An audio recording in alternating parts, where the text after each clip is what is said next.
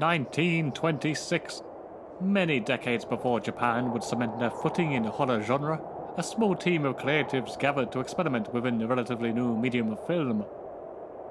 Kicking realism to the curb, they produced an experimental and unsettling chapter in the history books of horror with A Page of Madness.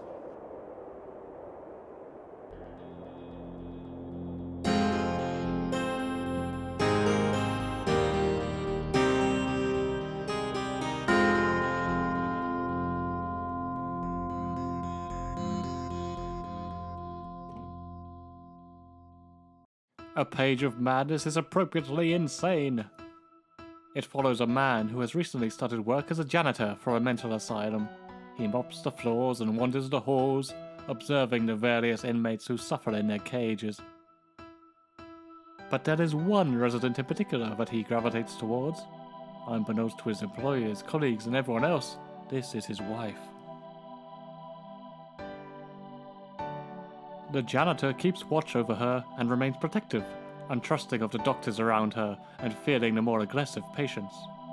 If things were not already strained and surreal, his world quickly begins to unfled. Caught out by his daughter who visits the asylum, he also learns she is to marry. Alongside this big news, and some shaming, a mass breakout occurs.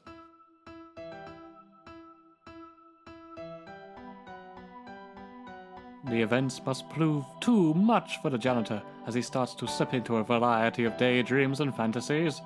They are of a relatable fashion, such as winning a large sum of money in order to pay for his daughter's wedding. But of course, the dreams swiftly turn to nightmares. He imagines attempting a nerve-wracking rescue, breaking his wife out of containment and hiding her away.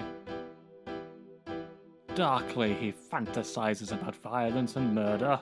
It seems to be that he is the insane one here, as he is worn down by his mental visions while he solemnly mops the floors.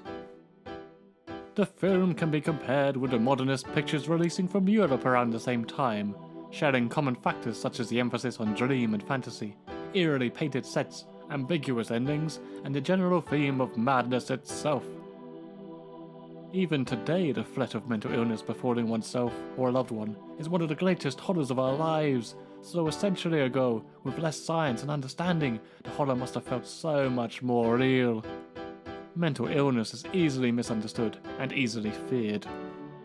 Indeed, while it does share some common elements with 1920s horror in the West, A Page of Madness adopts a much more experimental, avant-garde approach to filmmaking. The opening scenes, for example, batter the audience from the get-go, with rapid-fire cutting to evoke the emotions of a raging rainstorm, set against a soundtrack of erratic violent percussion, a far cry from the romantic string pieces of European cinema.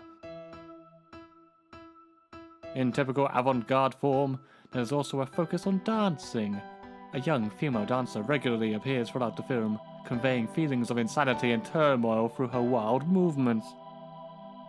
The camera itself has a real emphasis on movement. Pushing aside your usual static shots, the camera work is often fluid, whether it be creeping down a hallway, or swiveling intensely from one side of a cell to the other. Other techniques are used. Uncomfortable close-ups, zooms, dollies, these all give the film a more modern feel. When used all together, mixed in with the creepy imagery and uncompromising score, the final effect is a bona fide, unsettling, unpredictable experience. The wild, experimental nature of the film is in part due to a movement in Japanese literature in the 1920s called Shinkankakuha. Taking inspiration from Europe, the writers of this movement aimed to create a new style of writing, breaking away from convention and tradition during a time of great change in society and technology. Many of these men, including future Nobel Prize winner Yasunari Kawabata, were directly involved with A Page of Madness.